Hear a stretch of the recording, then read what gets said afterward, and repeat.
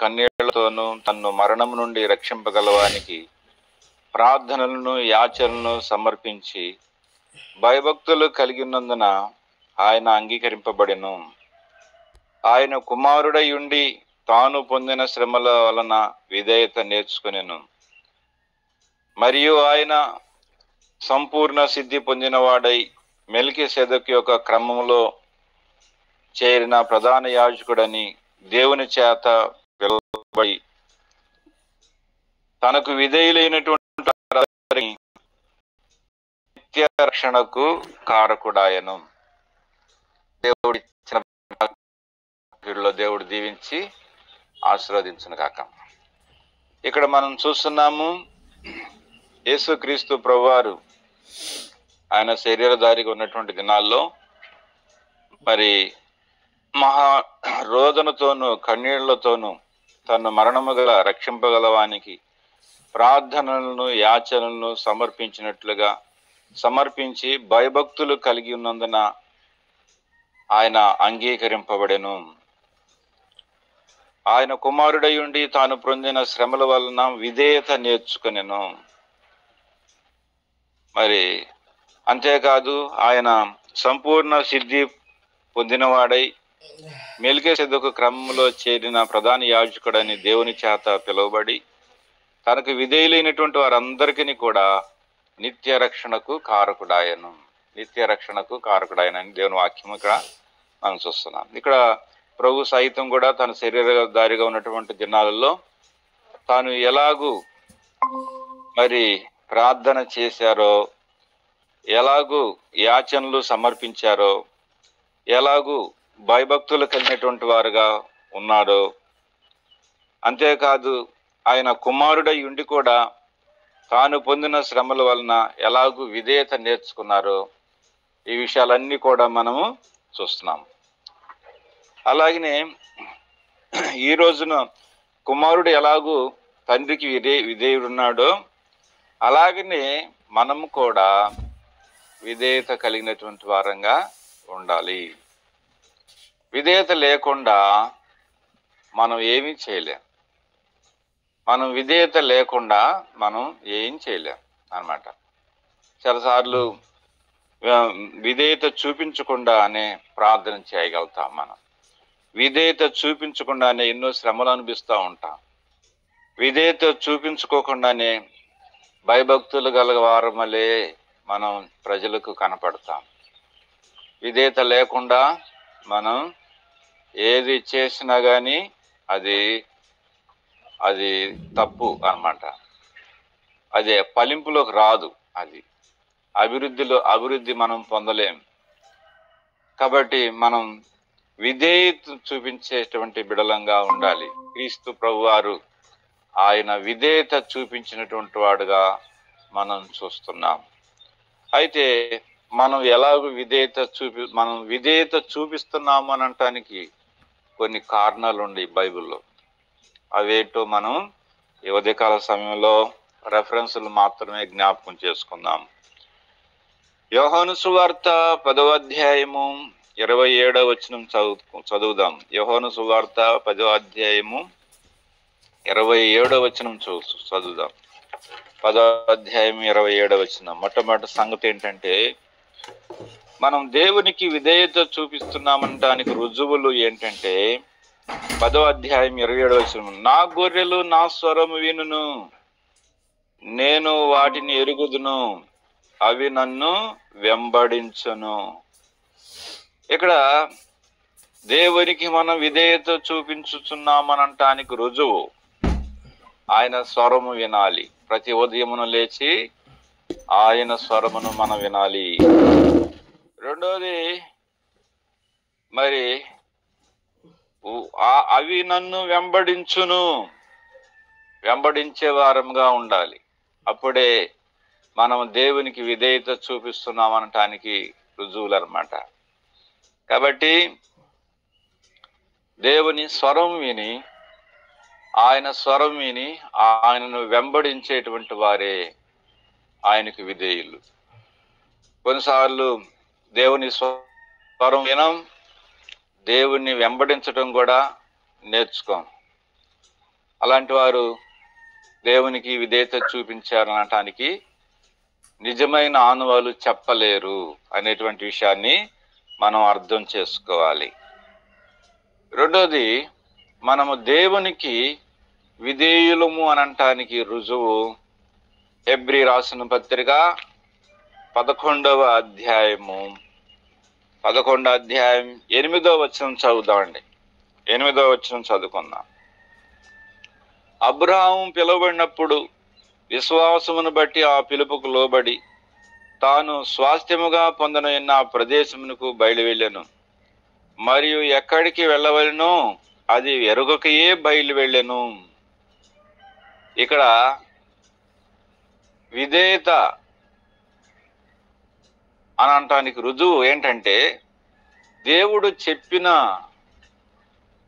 తోటికి తాను వెళుతున్నాడు అబ్రహాము. అయితే తాను ఎక్కడికి వెళ్తున్నాడో, ఎటు వెళ్తున్నాడో మరి తాను ఎరగకే బయలుదేరాడు. దీనిని బైబిల్లో ఏమని సంబోధించారంటే, విశ్వాసముతో వెళ్తున్నాడు.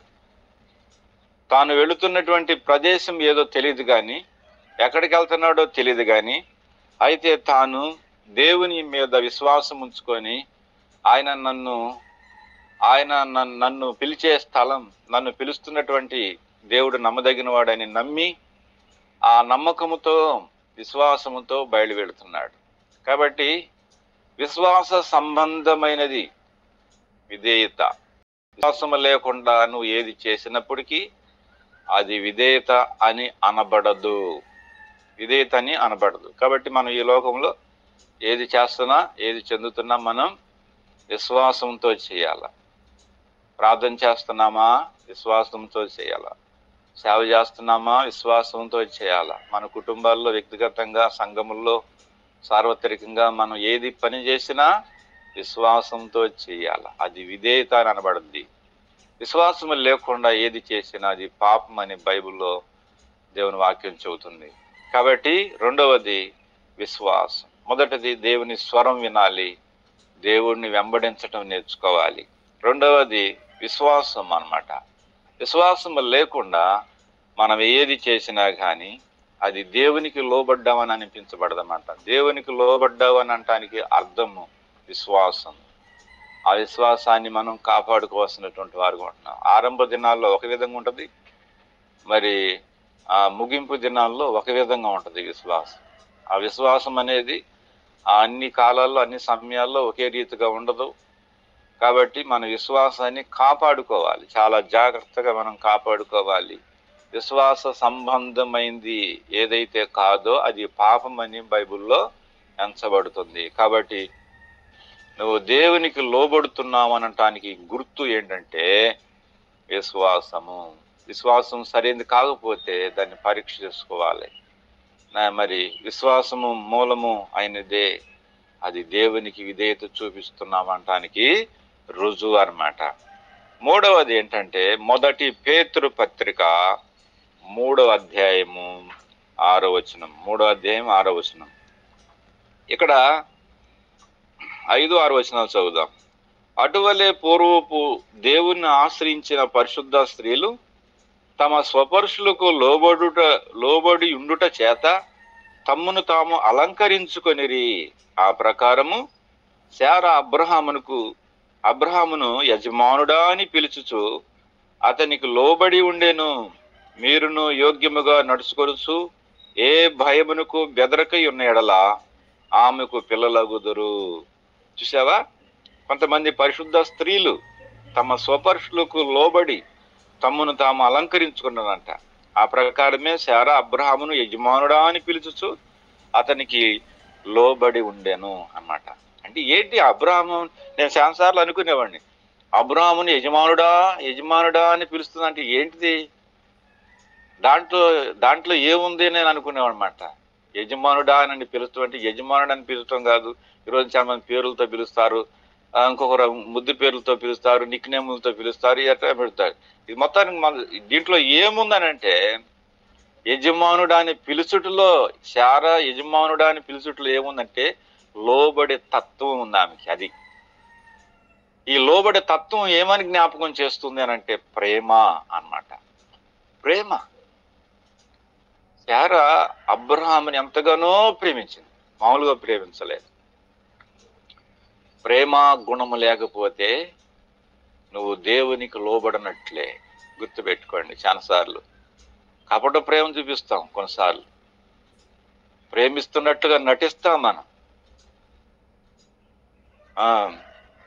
అట్లాంటి పనులు చేయకూడదు. మనం విశ్వాసంగా దేవుని బిడలంగా మనం అలాంటి పనులు చేయకూడదు. మాటలతోటే ప్రేమని అల్లబుచ్చేటట్టుగా చేస్తాం, లోపల వెనకాల ఇష్టం ఉంటుంది. కానీ అబ్రాహాము శారా మధ్య ఎలాంటి విషం లేదు. యజమానుడా అని అంటుందంటే దాని అర్థం ఏంటి అంటే, దాని వెనకాల ఉన్నట్టు లోతైన భావం ఏంటంటే అధికంగా ప్రేమించింది. అబ్రహాముని ఎంత ప్రేమించిందంటే శారా, ఈ లోకంలో ఎవరు ప్రేమించలేదు, అని అంతగా ప్రేమించింది. నా తర్వాత ఎవడైనా అన్నట్టుగా ప్రేమించింది. ప్రేమలో ప్రథమ స్థానాన్ని కొట్టింది. అందుకనే కింద పరిశుద్ధాత్ముడు ఏమన్నాడంటే తెలుసునా, ఆమె యజమానుడికి లోబడింది అని అంటానికి, అంతగా లోబడింది అని అంటానికి ఒక రుజువు రాశాడు ఇక్కడ. ఏమంటాడంటే, ఆ ప్రకారమే శారా అబ్రహాముని యజమానుడని పిలుచుచు అతనికి లోబడి ఉండెను, మీరును యోగ్యముగా నడుచుకొనుచు ఏ భయమునకు బెదరకై ఉన్న ఎడల ఆమెకు పిల్లలగుదురు. అబ్బా, ఎవడైనా ప్రేమించాలంటే నా తర్వాతే భర్తను ప్రేమించాలంటే. కాబట్టి నేను ప్రేమించినట్లుగా మీరు భర్తను ప్రేమిస్తే నన్ను ఫాలోవర్స్ కావాలి మీరు అన్నట్టుగా ప్రేమించింది అన్నమాట. అలా ప్రేమించగలుగుతున్నావా? నీ సహోదరుని, మీ సేవకుడిని, మీకు ఆత్మీయులైనటువంటి వారిని ప్రేమించాలా. ప్రేమిస్తే నువ్వు లోబడినట్లు, లోబడుచున్నట్లు, దైవత్వానికి, ఆత్మీయ తత్వానికి లోబడాలి మనం. ఎవరు ఆత్మీయంగా ఉంటున్నారు, ఎవరు పరిశుద్ధంగా ఉంటున్నారు, వారికి మనం లోబడాలా. వాళ్ళు చెప్పింది మనం వినాలా. వాళ్ళు చెప్పిన మాటలో ఏముందో గ్రహించాలా. మూర్ఖంగా వెళ్ళిపోకూడదు. నేనే తెలివి కలవాడిని, నేనే మంచి ఇది గలవాళ్ళని అనుకోకూడదు. తప్పది. అలా చేస్తే అది పాపముగా ఎంచబడింది, లోబడే తత్వం అని అనిపించబడదు అన్నమాట. కాబట్టి ఇక్కడ లోబడటం అనేటువంటి దానికి గుర్తు ఏంటంటే ప్రేమ. యజమానుని ప్రేమించింది అన్నమాట.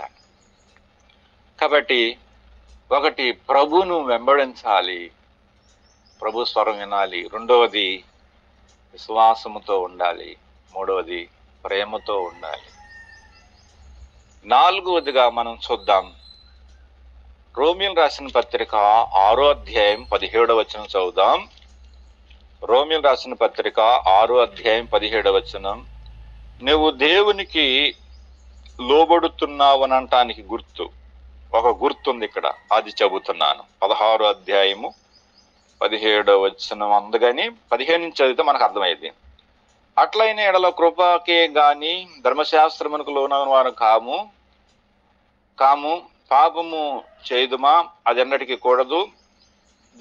లోబడుటకు దేనికి మిమ్మల్ని మీరు దాసులుగా అప్పగించుకుంటారో అది చావు నిమిత్తం పాపమునికే గాని నీతి నిమిత్తం విధేయతకే గాని దేనికి మీరు లోబడుదురో దానికే దాసులమని మీరు ఎరగరా?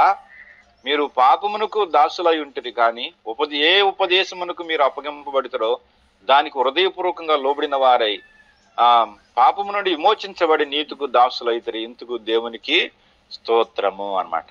అంటే ఏంటంటే దేనికి లోబడుతున్నారు అనేది ఇక్కడ.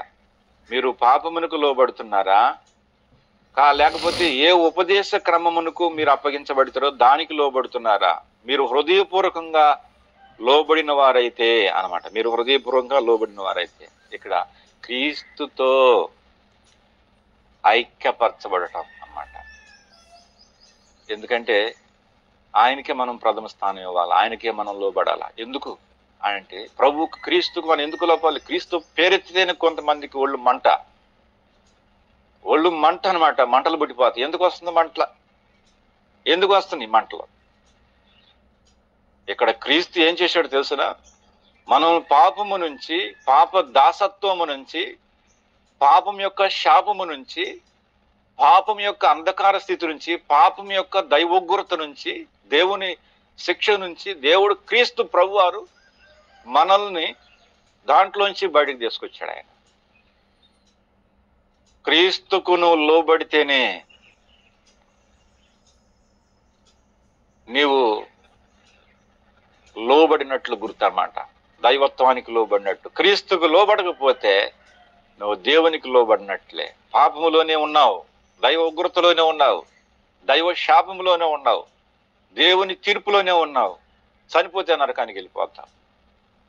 అలాంటి భయంకరమైన పరిస్థితుల్లోంచి క్రీస్తు ప్రభు వారు తీసుకొచ్చి దేవుడు మనకు ఒక ఉపదేశ క్రమానికి అప్పగించి మనం దైవత్వానికి లోబడేట్లుగా దేవుడు చేశాడు. ఇక్కడ క్రీస్తుతో ఐక్యపరచబడాలి. క్రీస్తుతో ఐక్యత లేనటువంటి వాడు దేవునికి లోబడినట్లు కాదు. క్రీస్తుని ఎవడైనా సరే నేను దేవునికి లోబడుతున్నాను, నాకు దేవుడు కావాలి, నాకు దేవుడు తర్వాతే ఏదైనా అన్నవాడికి క్రీస్తుకు లోబడటం నేర్చుకోవాలి. క్రీస్తు లేకపోతే వాడి జీవితంలో శూన్యమే.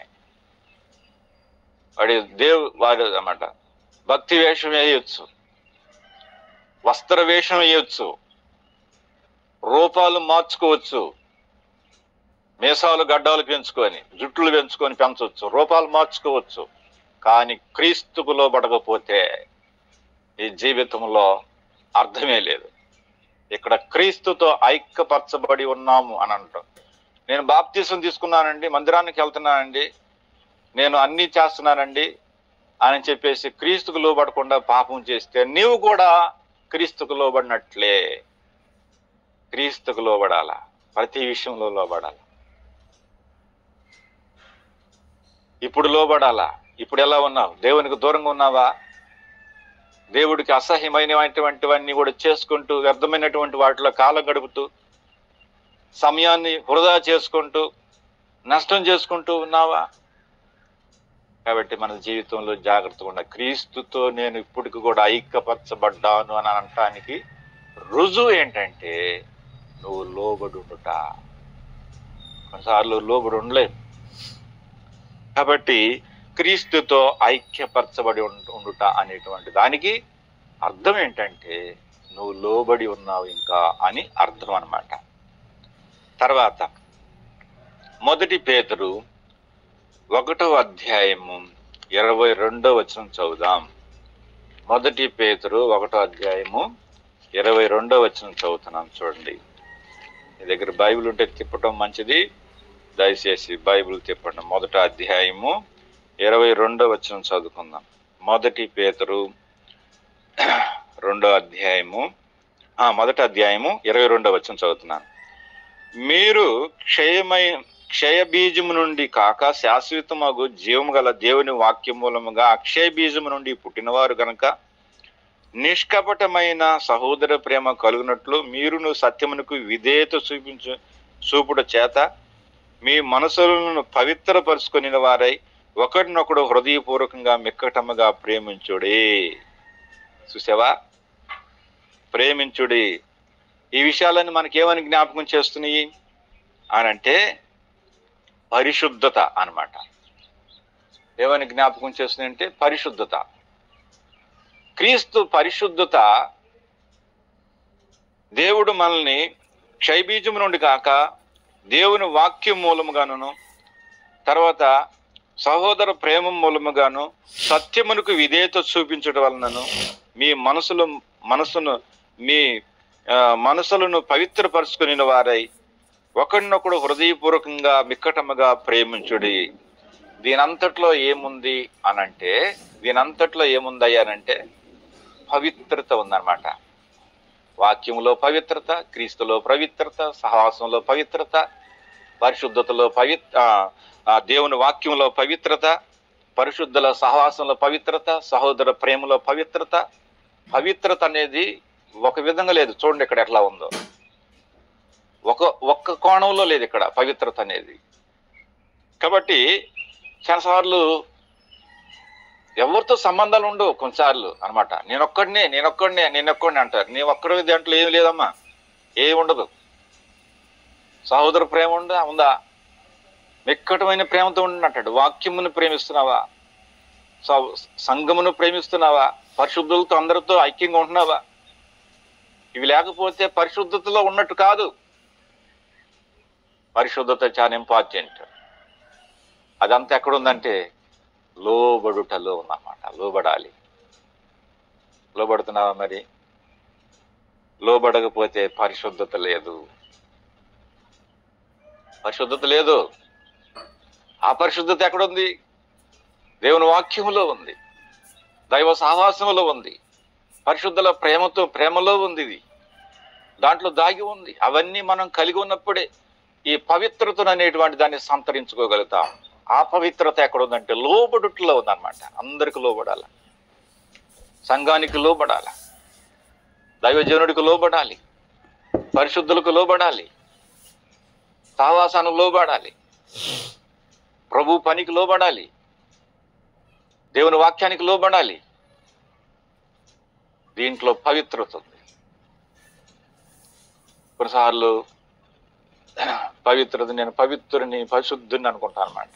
పవిత్రుని అనటానికి రుజువు చూపించాలి. నువ్వు పని అగ్గొట్టి దేవుని సావాడి మాటకు లోబడకుండా, సహవాసాన్ని ప్రేమించుకోకుండా, సంఘ బిడ్డలకు విధేయత చూపించుకోకుండా, నా మట్టుకు నేనంటే తప్పు. అది ఎప్పటికీ కాదు. అది నువ్వు పరిశుద్ధతలో ఉన్నట్టు కాదు. నువ్వు దూరంగా తొలగిపోతున్నావంటే ఏ పాపానికో ముడివేయబడ్డావు, ఏ అపవిత్రతకో ముడివేయబడ్డావు. అందుకని నువ్వు అలాంటి జీవితం గడుపుతున్నావు, రహస్య జీవితం గడుపుతున్నావు. కాబట్టి పరిశుద్ధతలో మనం అనమాట, పరిశుద్ధత, ఆ లోబడేటువంటిది పరిశుద్ధతను అన్నమాట తీసుకొస్తుంది. మనకు పరిశుద్ధతను తీసుకొస్తుంది. ఇక్కడ ఈ వాక్యాలను నేను చెప్పాను. మీరు కావాలంటే మరలా ధ్యానించండి వాక్యాన్ని. అవి మీకు ఇంకా క్షుణ్ణంగా అర్థమవుతాయి అన్నమాట. తర్వాత క్రీస్తులో నిలిచి ఉండుట. దేవునికి లోబడటం అంటే క్రీస్తులో నిలిచి ఉండాలి. అది ఎక్కడ ఉంది? 1 యోహాను పత్రిక 3వ అధ్యాయము 24వ వచనం చదువుతాం. 1 యోహాను పత్రిక 3వ అధ్యాయం 24వ వచనం చదువుతున్నాను. 24వ వచనం. ఆయన ఆజ్ఞలను గైకొనువాడు ఆయన యందు నిలిచి ఉండును, ఆయన వాని యందు నిలిచి ఉండును, ఆయన యందు నిలిచి ఉన్నాడని ఆయన మనకు అనుగ్రహించిన ఆత్మ మూలముగా తెలుసుకుంటున్నాము. ఆత్మ మూలంగా తెలుసుకున్నాం అంటే క్రీస్తులో నిలిచున్నాం అన్నటువంటి దానికి ఆత్మ మూలంగా తెలుసుకుంటాం అన్నమాట. కాబట్టి ఆత్మ సంబంధమైన వాడు, ఆత్మ సంబంధమైన పాటలు, ఆత్మ సంబంధమైన ప్రవర్తన, ఆత్మ సంబంధమైన నడక, ఆత్మ సంబంధమైన విధేయత, ఇవన్నీ ఉంటాయి. అవి క్రీస్తులో నిలిచి ఉన్నాను అనటానికి గుర్తులు అన్నమాట. ఆయన్ని క్రీస్తులో నిల్చున్నవాడే విధేయత గలవాడు.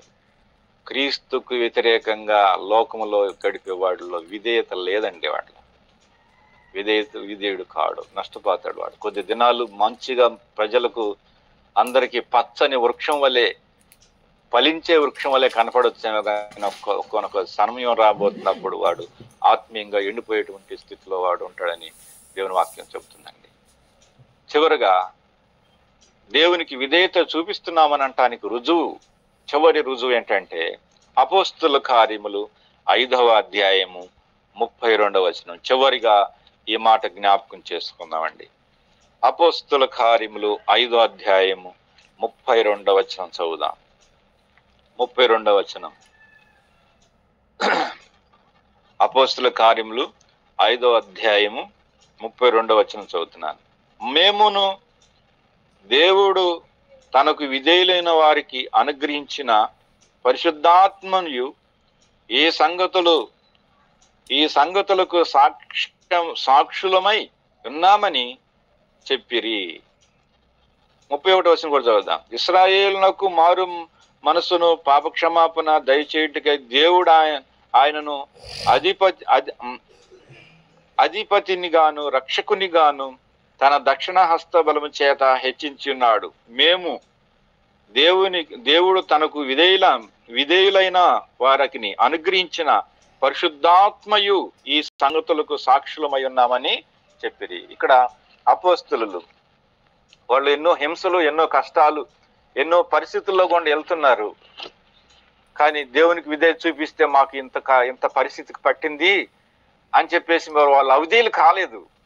ఏదైతే వారు చూశారో, ఏదైతే విన్నారో, ఆ ప్రభులో ఏదైతే గ్రహించారో, తెలుసుకున్నారో, ఆ రక్షకుడని, అధిపతి అని వారు గుర్తుపెట్టారో, ఆ దేవునికి, ఆ దేవుడు తనకు విధేయులైనటువంటి వారందరికీ అనుగ్రహించిన పరిశుద్ధాత్మ ఈ సంగతుల విషయమై